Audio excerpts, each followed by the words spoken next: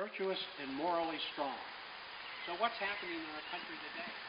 Attendance at churches is down, and what's happening? The progressives and the liberals. It seems to me that they want to do away with religion. And that's one of the principles of our founding fathers. You're here, you come here, you're free to worship as you want. But you can't even put a manger scene in a public place anymore. Something wrong there.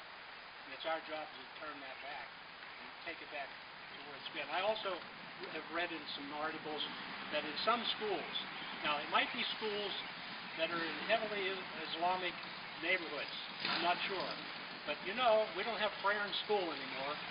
You can't say a prayer, maybe a silent one you can, but they have rooms in some of these schools where the Islamic people can go and pray. You know, they pray 5 times a day, which is good. I think you should be praying every minute of the day. You should be in touch, not 5 times, but they have rooms for that. What's wrong with having a prayer to open school? Morally strong. Third, the most promising method of securing a virtuous and morally stable people is to elect virtuous leaders.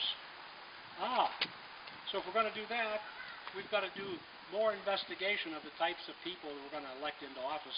And I hope that becomes part of the Tea Party's duties, is not to say, well, we're going to vote all the incumbents out, and right now that doesn't sound like a bad idea, but you know, you got to know who it is you're voting in. And I think the Tea Party should be sitting down with these people and say, these are our values. What are your values, Mr. Candidate? And when you're in office, you're going to have the same values that we have? Or are you going to follow the party leadership and let them tell you how you're going to vote and what you're going to think and what you're going to do? Because if you do that, you'll have one term and we're going to vote you back out.